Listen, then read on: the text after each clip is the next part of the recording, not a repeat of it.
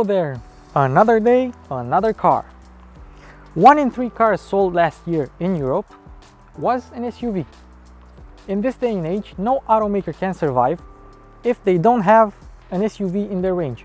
Porsche has one, Lamborghini has one, Bentley has one, Rolls-Royce has one, Jaguar has 3. The E-Pace, the I-Pace, and their first ever SUV, the F-Pace. Should you buy one? Watch and find out.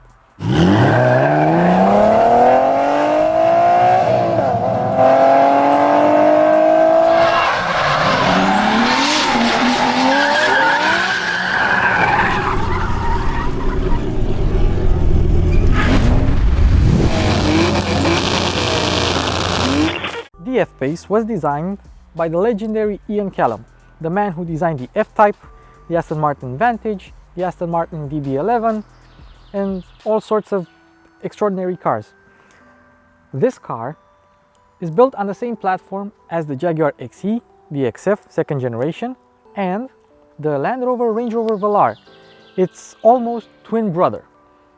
SUVs are heavier, larger, and more inefficient than regular cars, but people can't seem to stop buying them because they have the appeal of a high ground clearance and a very high up driving position. This car, believe it or not, is pretty light for its class and its size because it's made 80% out of aluminium. You can see these panels are metal, but for some reason this tailgate is made from plastic. Another reason to buy this car is its styling. It's very aggressive, very aerodynamic. It's not too tall.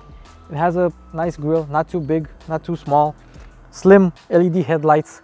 The car comes standard with bi-xenon headlamps, but these LED ones are worth the money. And it has small styling cues like the Jaguar logo here, the Jaguar branding here. This chrome element is actually plastic. And if we come at the back, we see a sloping roofline and these beautiful F-Type inspired tail lights, LED of course. This car has a wide range of engine choices.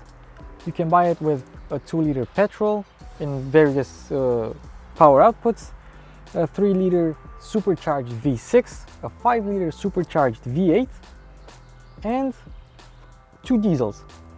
A 2-liter Ingenium diesel with various amounts of horsepower, and this, the top of the range 3-liter diesel.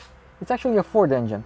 It's the old Ford engine but updated, with 300 horsepower and 700 Newton meters of torque. Base models are rear-wheel drive and manual, but they're very rare. Nobody buys them, although they're the lightest and the most engaging to drive.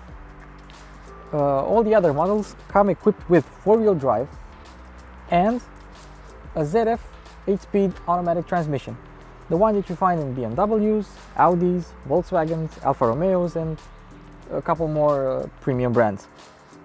In normal driving conditions, 100% of the torque goes to the rear wheels. Only if the car detects it needs more traction does it send up to 50% of the torque towards the front wheels. So basically you're driving around in a rear wheel drive. The driving position in the Jaguar F-Pace is typical SUV. High driving position, a pretty massive center console, 2 grab handles. Quality is not up to German standards, but at least the seats are comfortable and the leather is actually real leather. One hint that tells us this car was made using Land Rover know-how is the fact that the mirror buttons are placed quite high up, just like in the Range Rover or the Range Rover Sport. Interestingly though, on the Velar, they are placed where you'd expect them to be. This high-spec F-Pace has everything you'd expect from a luxury car, from ambient lighting to a heated steering wheel, to paddles, a digital dashboard, a high-resolution navigation and infotainment screen, and something specific to Jaguar and Land Rover, their rotary gear shifter. If you want to put it in reverse, park, neutral, and drive, you just have to rotate the knob. But if you want to put it in sport, you actually have to press this little knob. And I know an owner, a Land Rover owner, who didn't know about this thing. He never put the car in sport because he didn't know. Rival infotainment systems are a bit better than this one, although it works nice. Some commands respond with a little bit of lag. Rival infotainment systems maybe respond better and have better graphics. This one is laggy sometimes, but it has a lot of features like camera mode, where you can see all the car's cameras. This one only has a reversing camera or a backup camera. And it has a valet mode. You can program a pin, and a valet who parks your car cannot access your infotainment without knowing the pin. This is actually a quite nice feature, and I've seen it on BMWs. But overall it's not bad. It's not BMW 2018 infotainment, but you can live with it.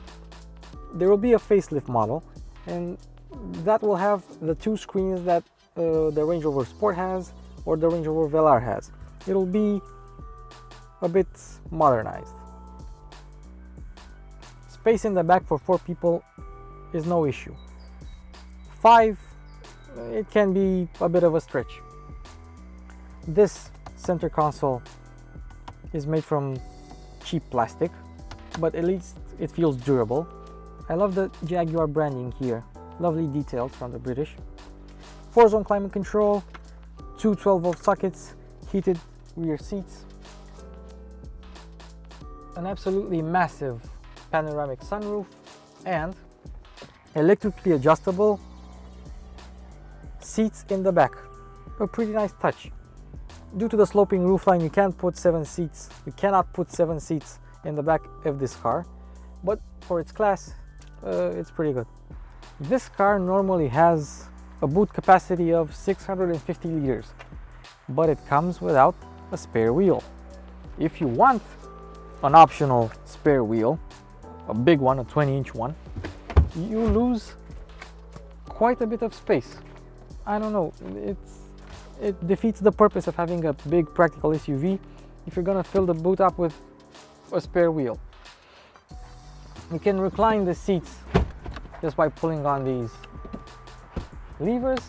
You have a 12-volt socket and 4 anchoring points for your shopping bags.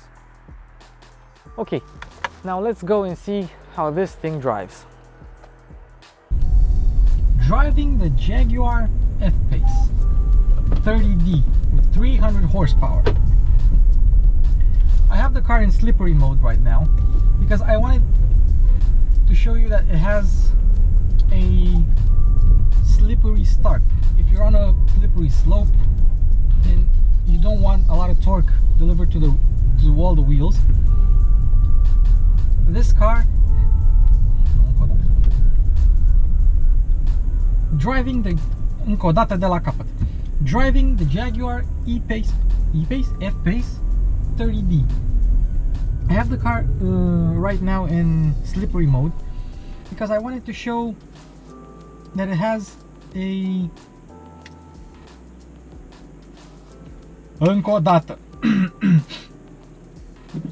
driving the Jaguar F-Pace in slippery mode. This car has a slippery start mode in which it limits the torque to the wheels so that you don't have a lot of slip when you're climbing up a slippery slope or something. Okay, now we're in eco mode. The car uses very high gears in eco mode and has an eco driving assistant. It tells you how you use your accelerator pedal, your speed, and your braking, your engine braking. It helps you drive economically. This car isn't very economical. It uses about 11 liters per 100 kilometers. It may not sound much, but where I live, petrol and diesel are expensive, and people are price conscious. I don't know. Eco mode. foot pedal is a bit muted in this mode. I don't like driving in eco mode. Okay, put it in comfort and normal mode. This is where this car's adaptive dampers really shine. This car is very comfortable. It feels light. It feels nimble, even in comfort mode. This little engine is pretty well set up. Throttle response is very good for a twin turbocharged diesel between 2000 and 2500 and 3500 RPM. Ha! It's actually, wow. Bravo Jaguar, bravo. The engine is longitudinally mounted. It has clever rear suspension, multi-link rear suspension. This thing, okay, let's forward and go.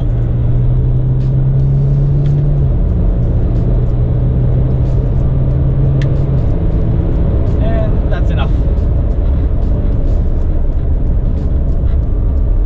If you want a driver's car, a driver's SUV, I can recommend this. It was the surprise of the day. And on that mini bombshell, I'll end this test drive.